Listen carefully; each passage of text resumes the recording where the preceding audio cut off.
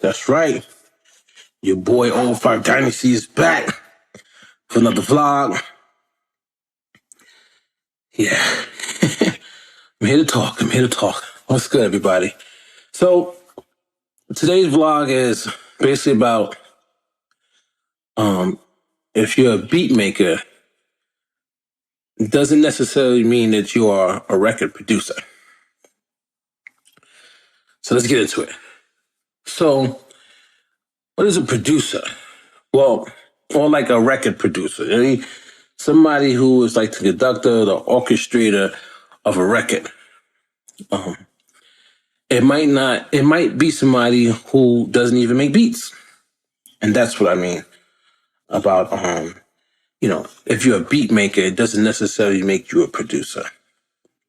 There's a lot of people out there in the world who sit in studios all over the world. You know, it might be a big production studio or it could just be a house studio. And they're making the shots. They're saying, oh, do this or do that.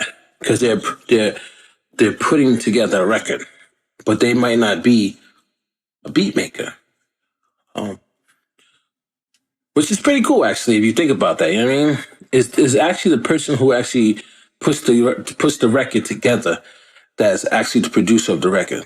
They're holding all the cards, you know what I'm saying? And when you're a beat maker, you're a part of the plan, you're a part of the process. Unless you are a person who is actually a beat maker and a producer. You're actually helping produce the record. You know what I'm saying? Because sometimes you might get somebody in their studio making a beat, and then they'll just send it off to somebody to use or a record label to use, and they're here the finished product when it's done. So they didn't have they was a part of the process of making that record. But who over there at the studio, once they got the beat, put the whole song together? Who's the conductor?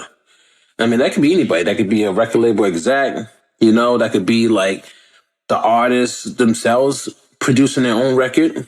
They just needed the beat to come from a beat maker. But once they got the beat, they put the project file into the session and they have all the stems, they probably started pulling stuff out. Oh, we don't need that kick drum. Oh, get rid of that. Drop an 808 in there. Oh yeah, make sure we tune that 808, Actually, no, don't 808. That didn't sound too good. Let's slide a bass line in there. Oh, maybe let's bring that kick drum back in. It was all right. Let's get that out of here. Let's get some Grammy New York kick drums.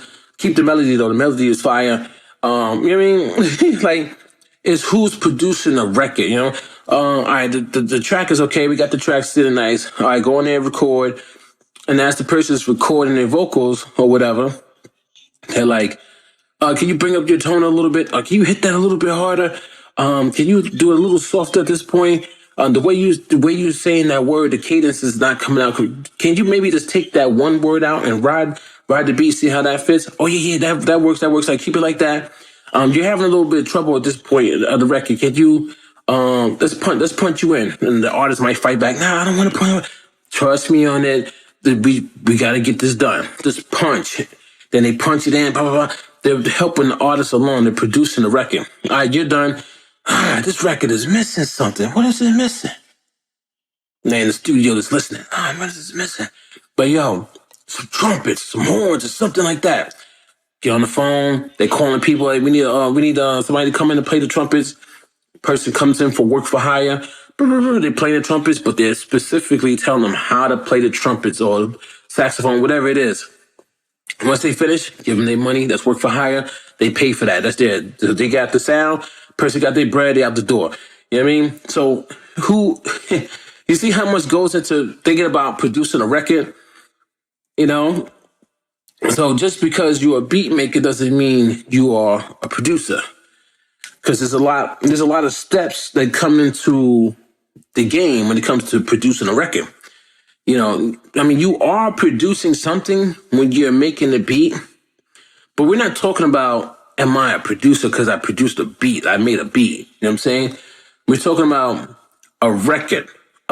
Like, a record that's going to go on streaming services, or a record that's going to go on the radio. You know what I'm saying? Like a real record.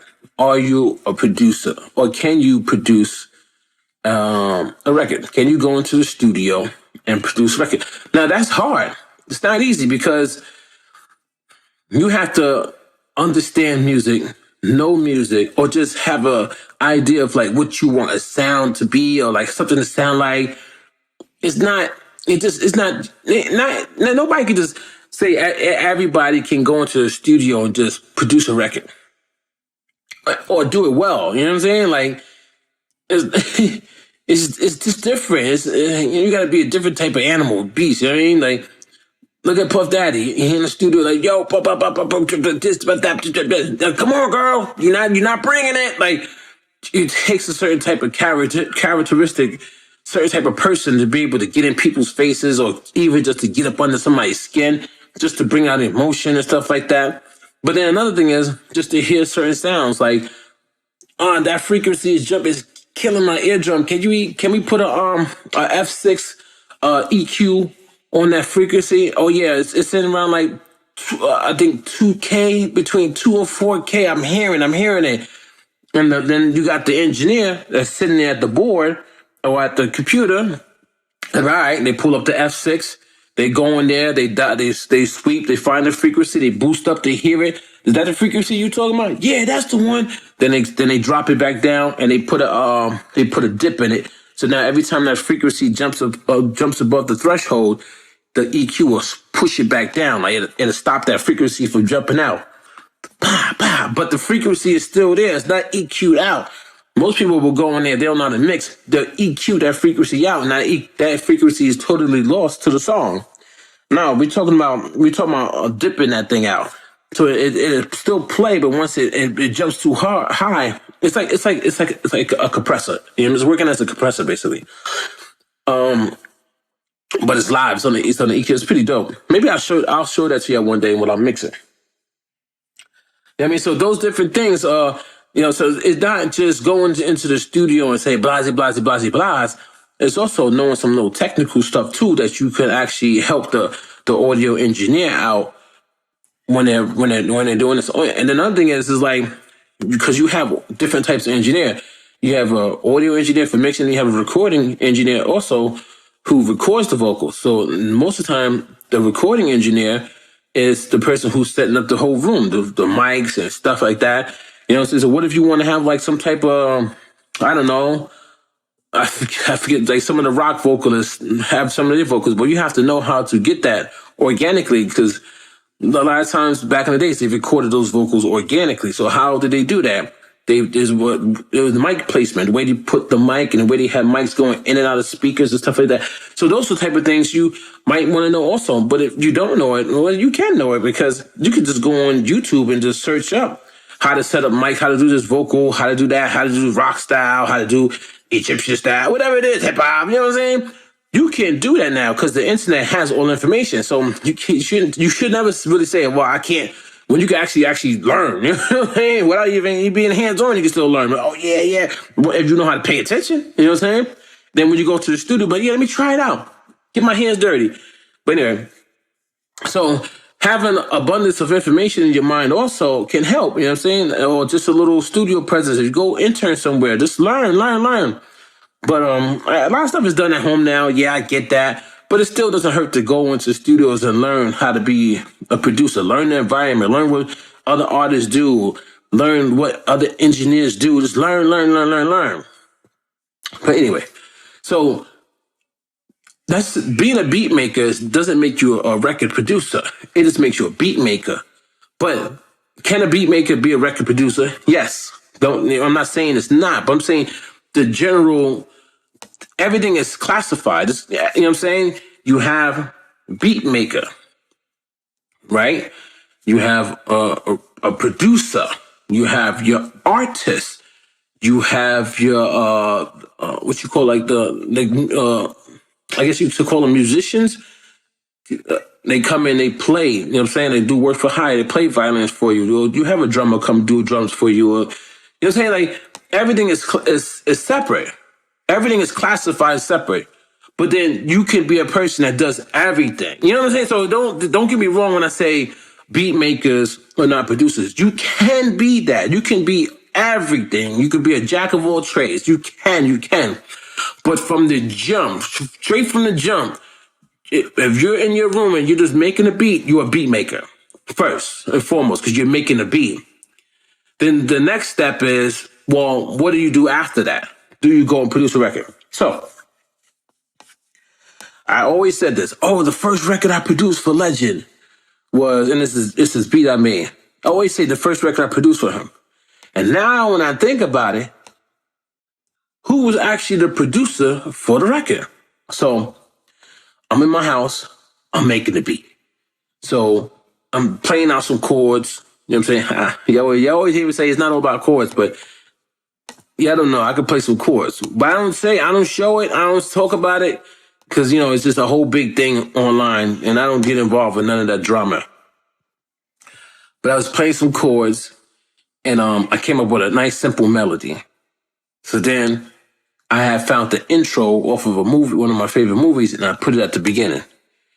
And all I hear is Legend come busting through my door. This is when we lived together. He lived, like, my room is here, his room is here. All I hear is feet, like,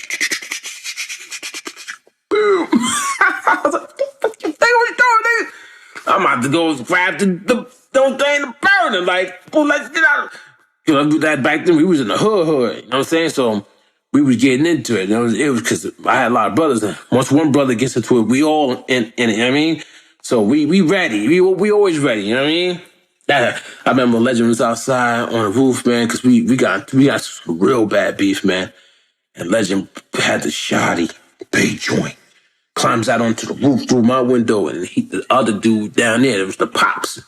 Pops was the OG. You know what I'm saying? I ain't gonna say which gang, but he was the OG. And they talking back and forth. And the Pops had his burn on him. Nice joint, too. You know what I'm saying? Gotta give a nigga respect. You can't think you the only hardest nigga out there. It's just who bangs it out, whoever wins. Legend like, yo, ain't nobody, you know what I'm saying? So Legend on the roof like, this is a movie and shit, son. Nigga down there, and they squared off. And I'm in the room, I'm like waiting, I'm like this, and I'm squared off, but I'm in the room though, you know what I'm saying? Ready to pull Legend back through the window type shit, like. My life is like a movie, son. I ain't gonna lie to you guys and girls, but whatever. Legend comes in, yo, that's the one. That's the one. Bounce it out, and then put it on a CD, we're gonna go to the studio. And I'm like, yo, all right, you want me to do anything else to it? Nah, leave it like that. Leave it like that. So he's already producing a record right there. Bounce it out. He went into the room, writing up the record. So now he's the artist. Doesn't necessarily make him the producer of the record, but it's the steps that play out next is what makes the producer of the record. Who takes the lead? Who has more of a voice, more of an opinion? Who's actually correcting what they're saying? You know what I mean? Who has the final say when the record is done? He worked that joint up fast, son. Rehearsed it. All right, let me call Flex. This was our engineer back in the days. Let me call Flex. So he calls Flex. All right, get you in like 2 days or whatever. That's like, I need it now, man. Come on. I think we went in the next day, early in the morning, up in Freeport out here in Long Island. Go up in the studio. Now, he like, put it in. And Flex is like, yo, who made this? This is hard. And I'm like, he was my twin Legacy. I wasn't Dynasty back then. I was Legacy. It's a Legend and Legacy. Then I was like, yo, a joint. So then Legend's up and record. Legend go in the booth, he start recording. And then the engineer was like, yo, you need this done? No, I got it. So now I'm quiet, though. I'm nervous as hell. First time in the studio was Legend. Legend calling all the shots. Yo, do this. Oh, do that. Okay, Legend, Brahman, come out the joint, we playing it. The joint's done. Fire, right? Legend like, you like it? I'm like, hell yeah, spirit. He said, it's the first one you produced. Right? Back then I was happy. You know what I'm saying? I'm still happy today, but I'm like, now I know he produced the record. I wasn't ready yet. I was just a beat maker. So there's a difference. There's a big difference. But you know, because you'll be the man or the woman of the hour when it comes to making that record. Think about that, y'all. This your boy Old 5 Dynasty. And I ain't with that side talk. Pop shells at him, rep your gang.